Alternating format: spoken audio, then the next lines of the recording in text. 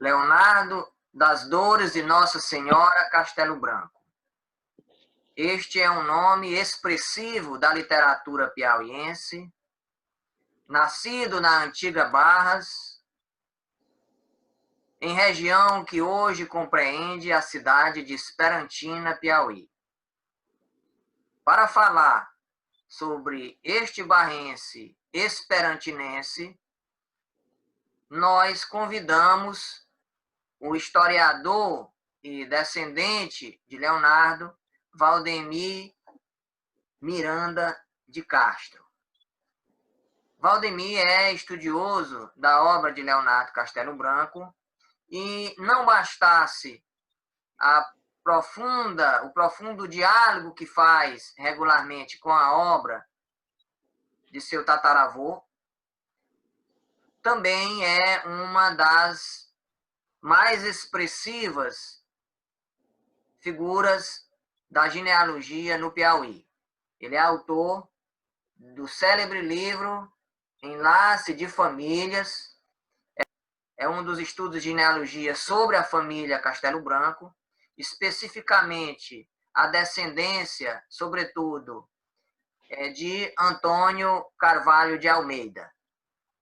Focalizando nesse livro muitas famílias que habitualmente não estão presentes em outras genealogias que exploraram o mesmo ramo familiar. É uma satisfação tê-lo conosco, Valdemir.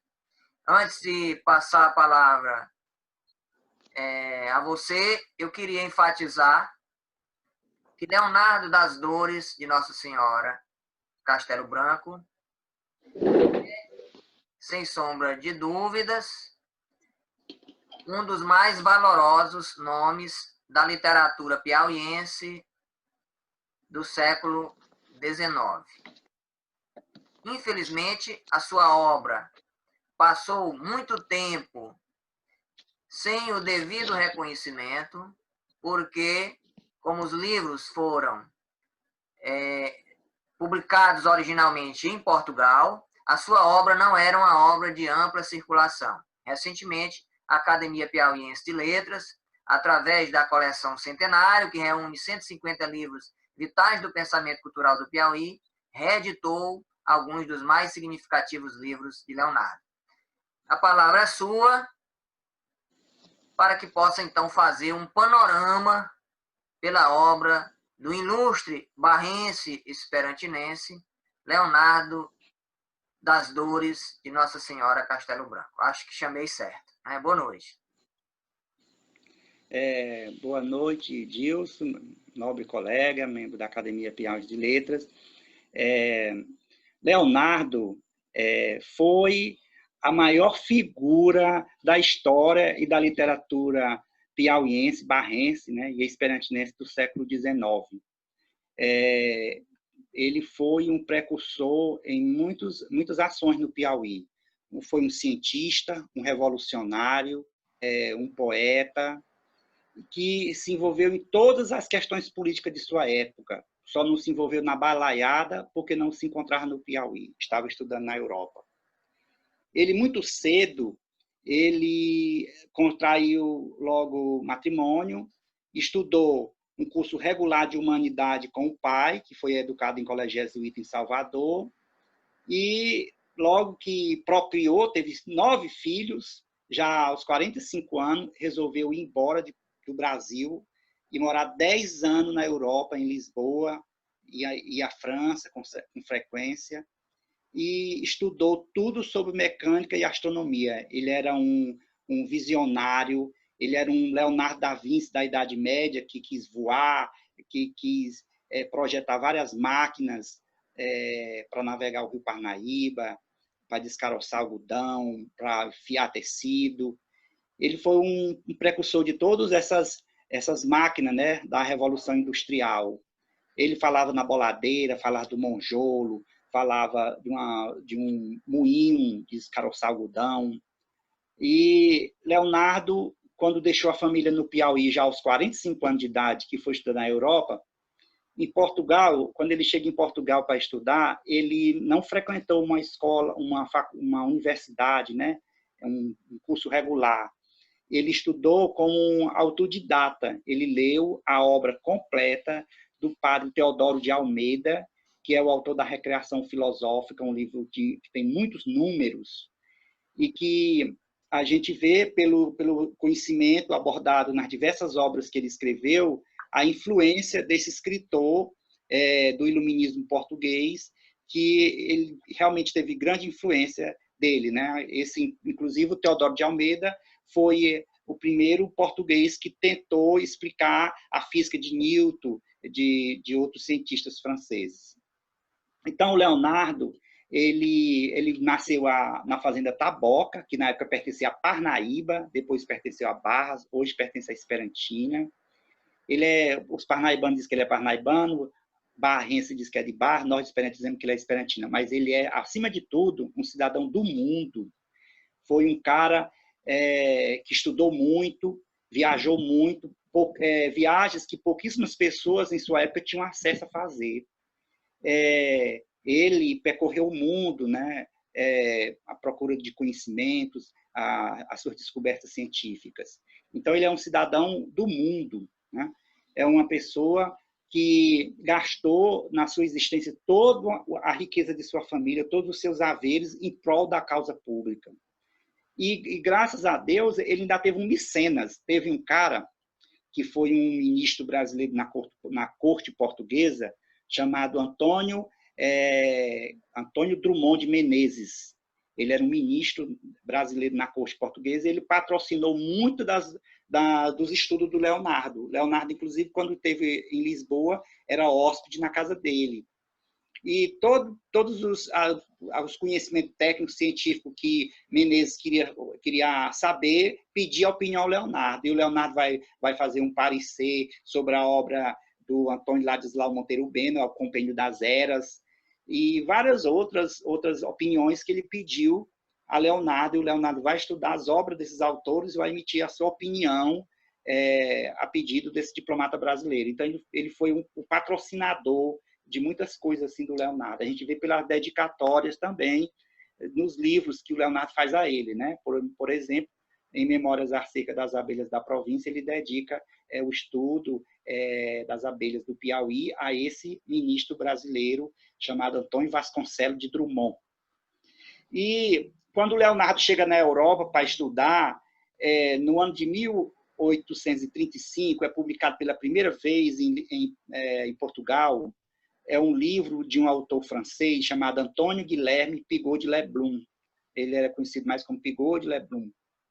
E esse autor francês, ele era ateu, ele refutava muito do pensamento cristão e ele acusava, inclusive, muitos personagens bíblicos, como Moisés e várias histórias bíblicas, de ser plágio de outras histórias ateístas, né, pagãs da história da humanidade.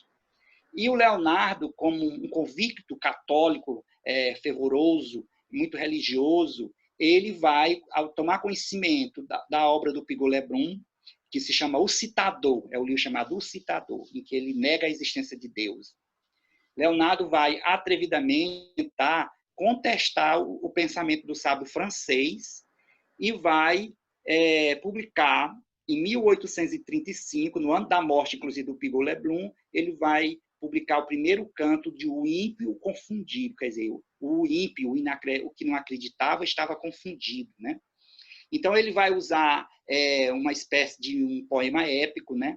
O texto é um texto prosaico, mas em versos, em que ele vai justificar as coisas que Deus criou, todos os personagens bíblicos, vai contestar o sábio o pensamento do sábio francês e vai provar a existência de Deus e a verdade da religião católica.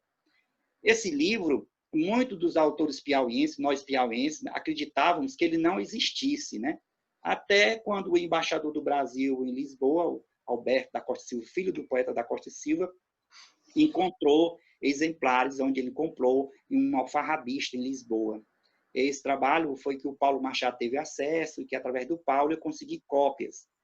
Hoje, talvez seja eu o único piauiense que tenha o conjunto de sua obra, né? Mais de oito trabalhos publicados em Portugal e no Brasil. Leonardo vai publicar o Ímpio Confundido em 35, e ele publicou apenas o primeiro canto. Quando em 36, ele vai publicar os 3 cantos do poema. E em 37, aproveitando a mesma composição poética, a mesma composição tipográfica, né? Até os erros que tem da edição de 36, vai aparecer na reimpressão de 1837. Aí, em 37, ele vai imprimir novamente o poema. Então, ele tem 3 tiragens, a de 35, 36 e a de 37.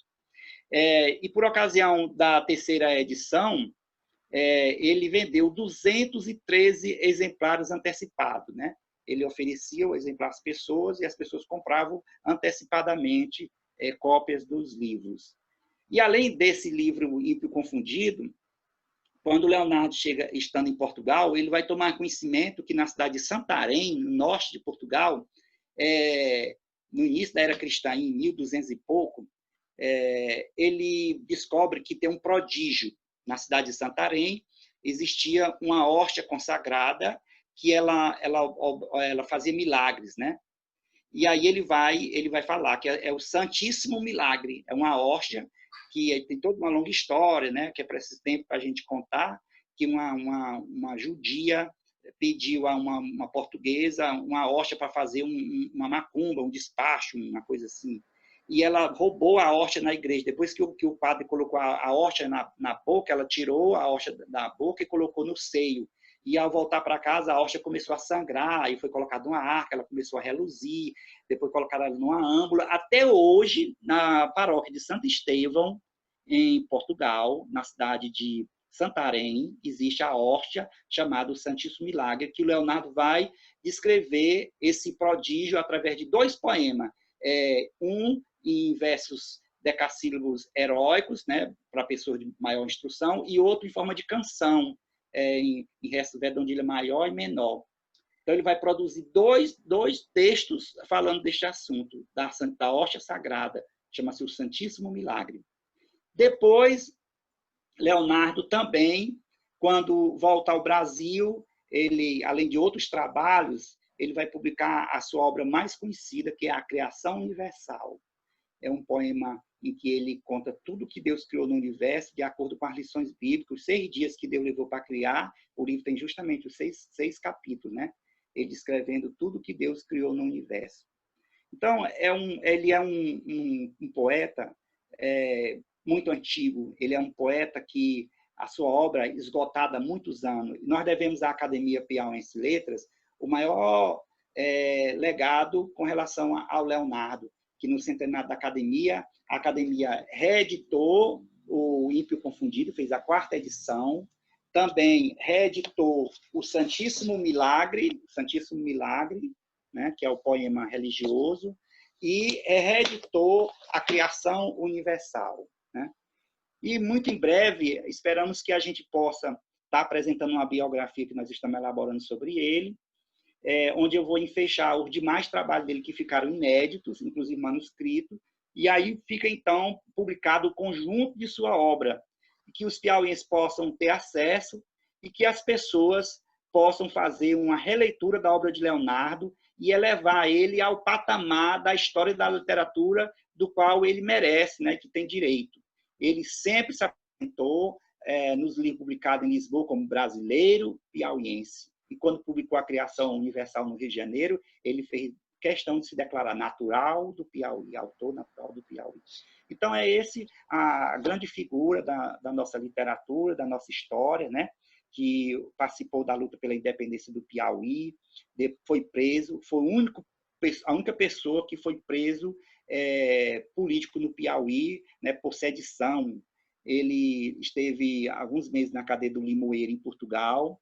Depois, quando voltou ao Brasil, e que Dom Pedro I ortogou a nossa primeira, dissolveu a Assembleia Nacional Constituinte e ortogou a nossa primeira Constituição, Leonardo vai se manifestar favorável à proclamação da República no Nordeste brasileiro. E aí o imperador assinou uma portaria que mandava prender todo mundo que se rebelasse contra o Império, né, a partir daquela data. E aí o brigadeiro Manuel de Souza Martins vai em Oeiras prender Leonardo. O Leonardo vai passar 1 ano na cadeia de Oeiras, Só depois é que ele é enviado para São Luís do Maranhão, e lá no Maranhão ele vai conseguir se livrar. Então, ele amargurou todos os problemas, passou por todos os problemas políticos do Piauí de sua época, né? E quando ele viu que ele não conseguiria ter êxito politicamente no Piauí, ele decide deixar o Piauí e vai estudar na Europa por cerca de mais de 10 anos. Né? Ele vai em 1833 e só vai voltar em 1845. Abandonou a família. Quando ele chegou aqui, onde hoje é a Esperantina, no Retiro da Boa Esperança, até uma filha que ele deixou pequena, criança, já estava casada, né? Casada com um contraparente dele, Domingos Moreira de Carvalho. Ele estava construindo a capela de Boa Esperança, que deu origem à cidade esperantina, e ele mandou até fazer a santa, Nossa Senhora da Boa Esperança. A santa foi feita em Lisboa, e ele doou para ser a padroeira de Esperantina até hoje, né? E durante a prisão, na cadeia do Limoeiro, ele apelando para a sua fé cristã, que era devoto de Nossa Senhora das Dores, ele vai fazer uma promessa que, se saísse da prisão, ele passaria a incorporar o seu nome e o nome da santa. Então, ele passou a se assinar disso, Leonardo da Senhora das Dores Castelo Branco. Este é o nome que ele adotou como depois da prisão, e como nome artístico. Em todos os seus livros, na folha de rosto, ele diz o nome dele, Leonardo da Senhora das Dores Castelo Branco, brasileiro, piauiense, natural do Piauí. Uma designação que eu estava empregando ainda há pouco, uma designação equivocada, né? Então está corrigido o nome. Equivocou um pouco o nome, mas é normal. Aqui em Esperantina as pessoas só chamam ele Leonardo das Dores, porque em 1972 um professor colocou uma escola aqui do Complexo Escolar de Esperantina com o nome Escola Leonardo das Dores. Aqui todo mundo chama ele só Leonardo das Dores, mas o nome dele de batismo era Leonardo de Carvalho, Castelo Branco, e depois ele adotou o nome da santa de sua proteção e passou a se chamar Leonardo da Senhora das Dores Castelo Branco. Valdemir, eu queria pontuar aqui algumas questões, tomando como parâmetro esse panorama que você fez pela vida e pela obra do autor. A primeira das questões, a obra do Leonardo, do ponto de vista de sua composição formal, é uma obra que trabalha muito com a épica, com o poema épico, né? E é uma poesia também que tem uma natureza, um caráter científico religioso, e por essa razão, né, por congregar esses dois elementos, há nela a presença viva de um certo hermetismo na linguagem. Esse hermetismo ele não ele é sintático, ele é também lexical, tá? Então, o que você diria que pode ser concretamente feito para que a poesia de Leonardo ela seja mais acessível, ela seja mais mais facilmente absorvida pelo leitor, sobretudo pelo leitor menos habituado à leitura de um poeta tão exigente como é Leonardo? Olha, de fato, né, se Leonardo ele não é o primeiro poeta piauiense, porque cronologicamente Ovídio ou publicou o poema antes de Leonardo publicar o Ímpio Confundido, mas o Lucídio Freitas, que foi uma mente brilhante do Piauí, poeta e fundador da academia, ele disse: Leonardo não é cronologicamente o primeiro, mas é o primeiro em importância, porque o Leonardo foi o primeiro poeta a descrever a natureza piauiense, a terra piauiense, né? O rio Parnaíba, até o Cabeça de Cuia ele fala no poema O Ímpio Confundido. E, de fato, a linguagem abordada, a linguagem das poesias de Leonardo é um pouco hermética, né? Ela é um pouco cheia assim, de anacoluto, a ordem indireta, né? da construção sintática. O Leonardo ele usou muito de sinalefas, né? de juntar palavras, de suprimir letras dentro da palavra.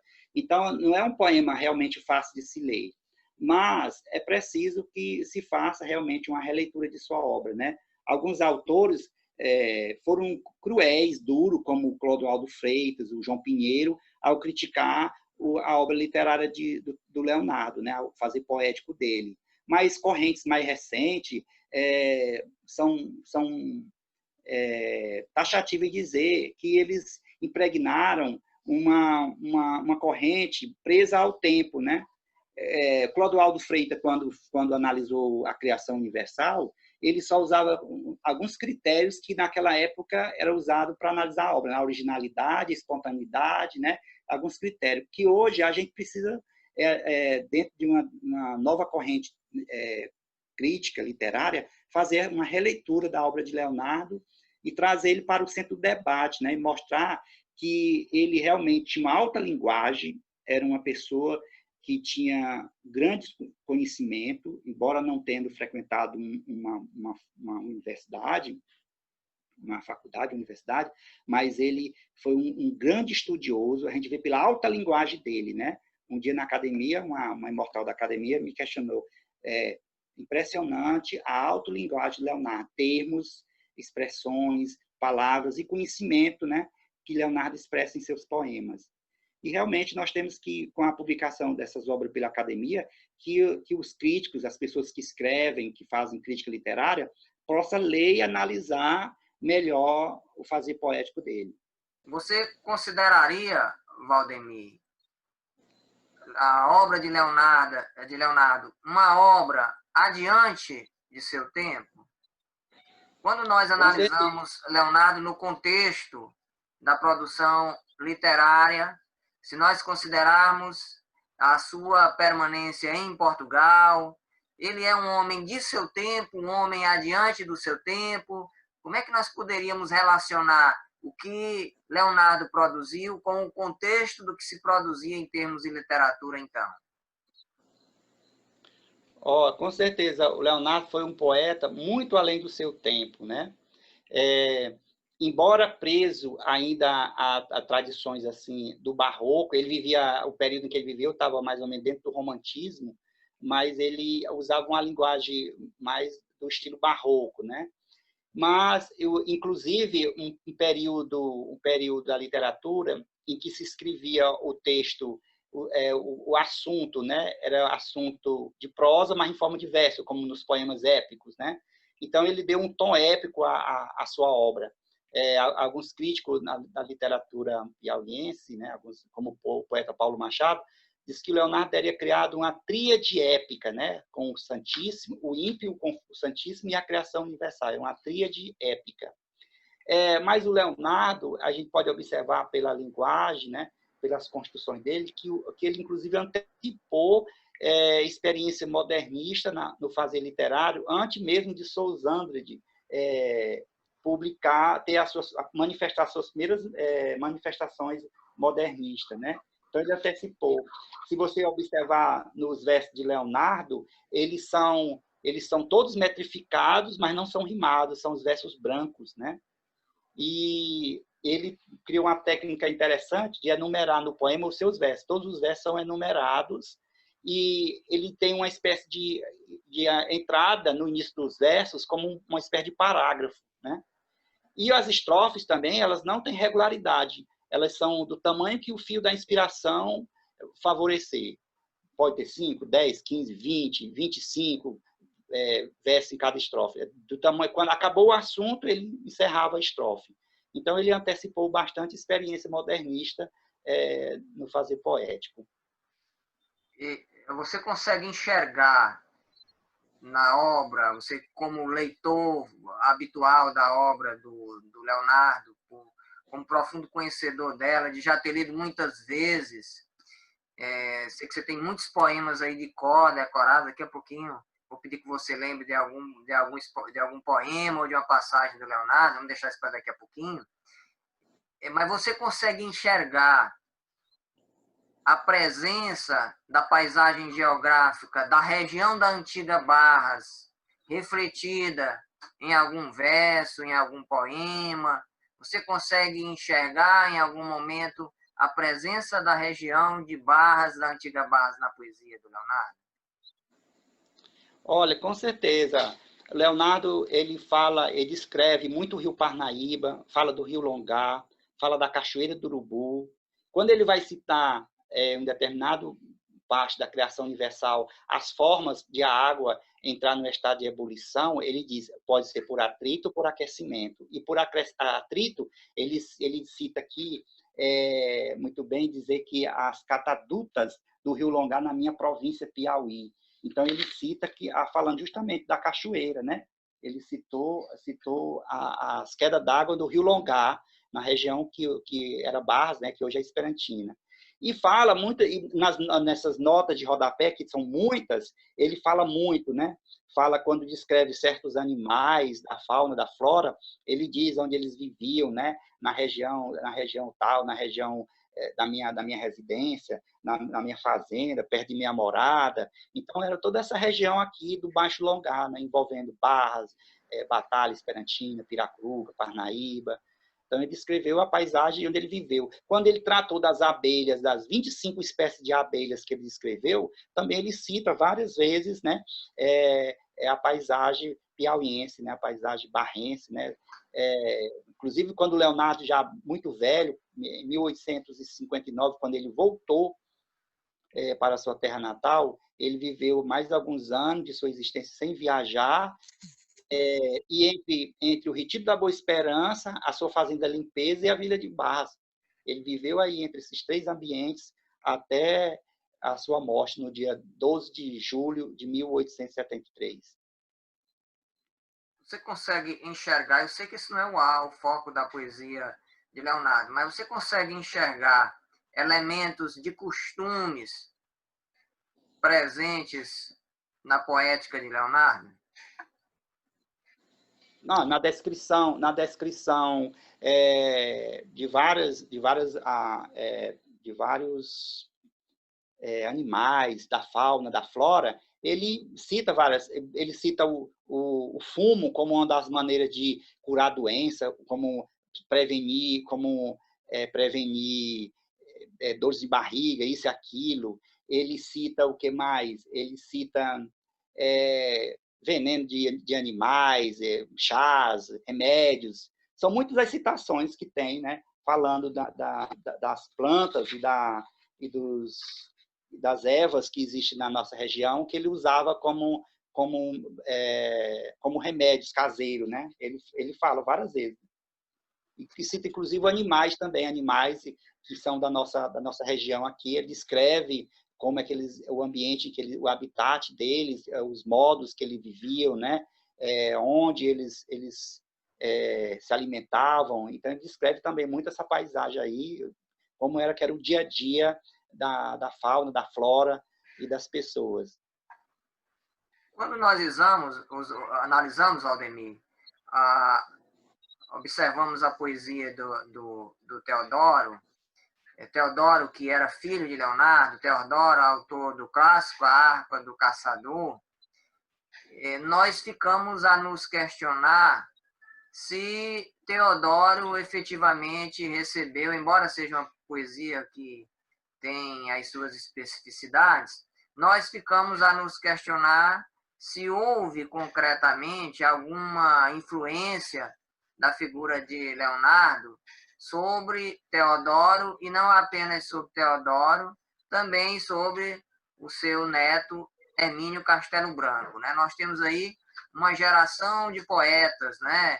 Leonardo pai, Teodoro filho, Hermínio neto.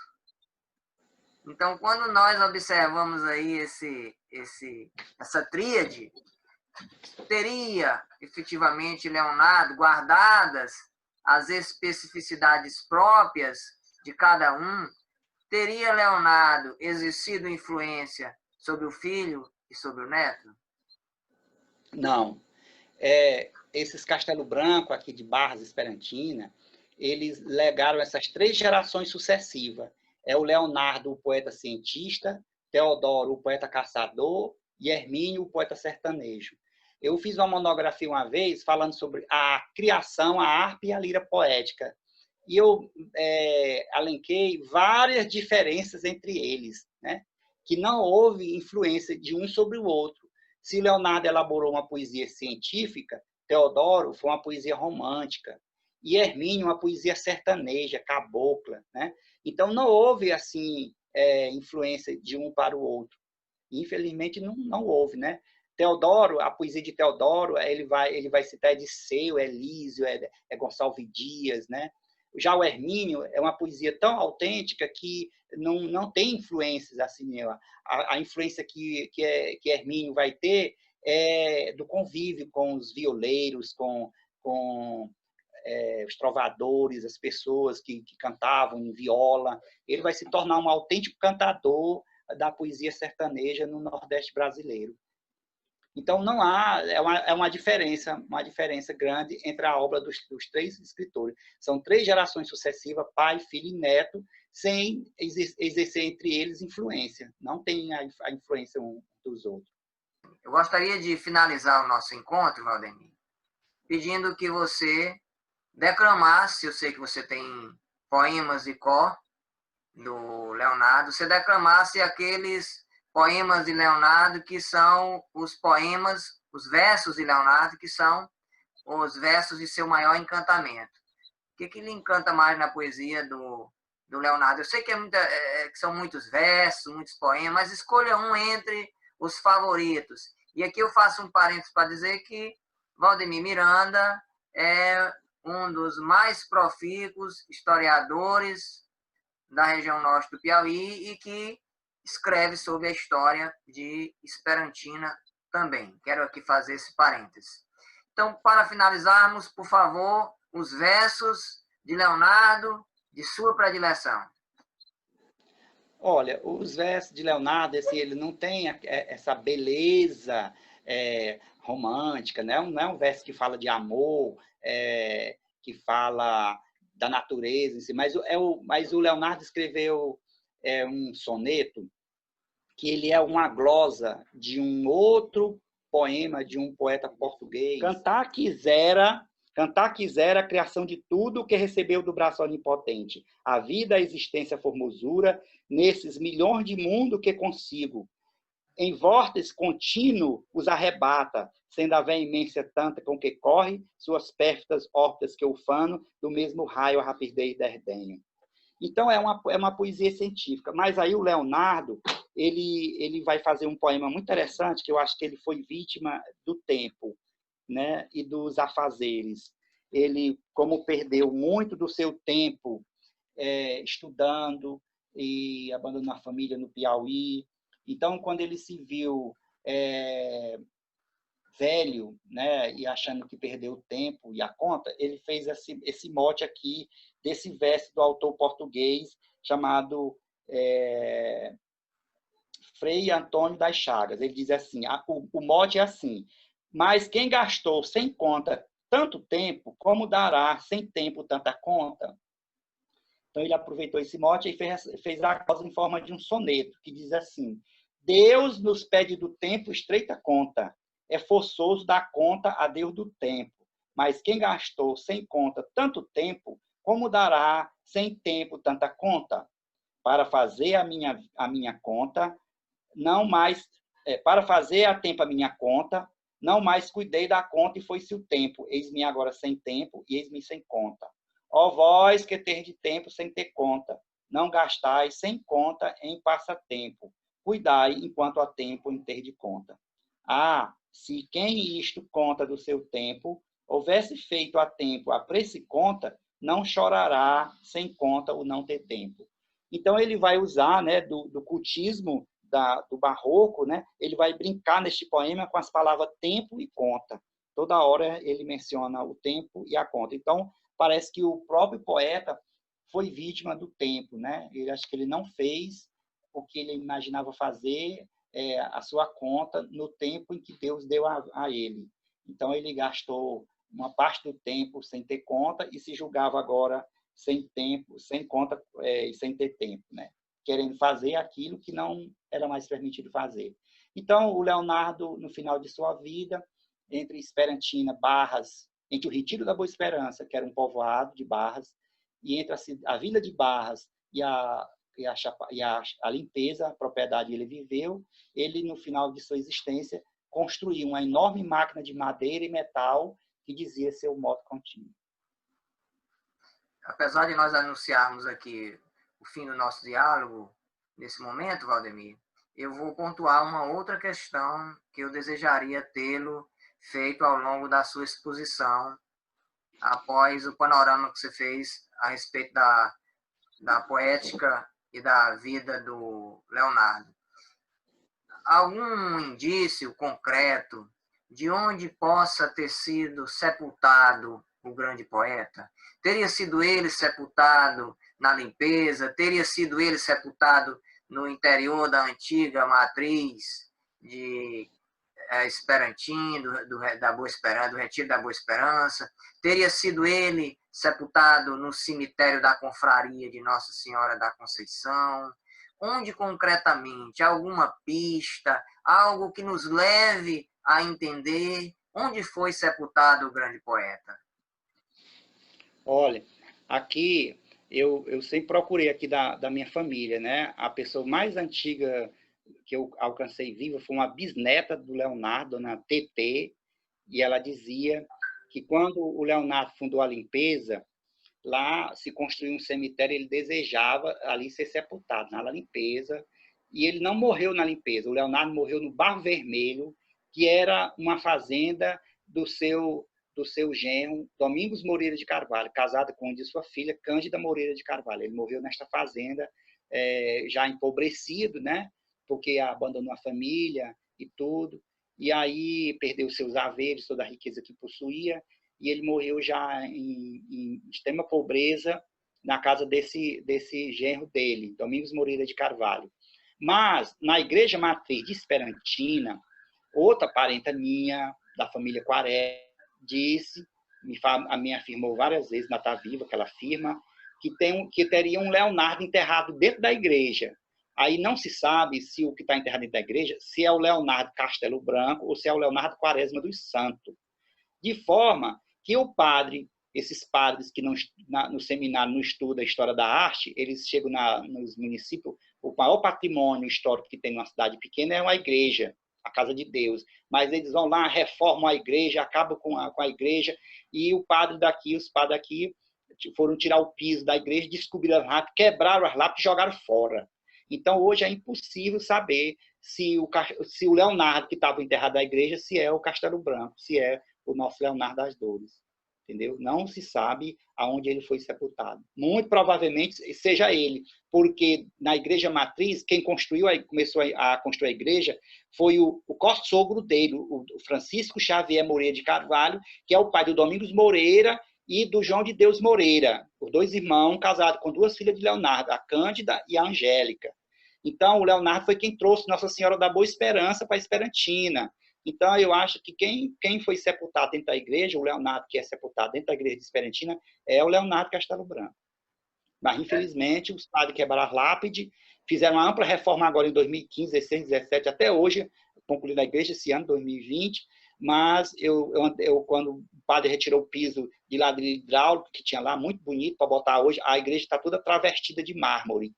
E aí, antes que ele colocasse o piso, eu andei lá com uma barra de ferro, furando o chão, cavando, e não encontrei, só foi encontrada uma lápide quebrada de uma criança da família Moreira Sampaio. Mas não encontrei mais as lápides que tinha na igreja. Os padres, na época, quebraram, jogaram fora, e Esperantina perdeu saber onde foi enterrado.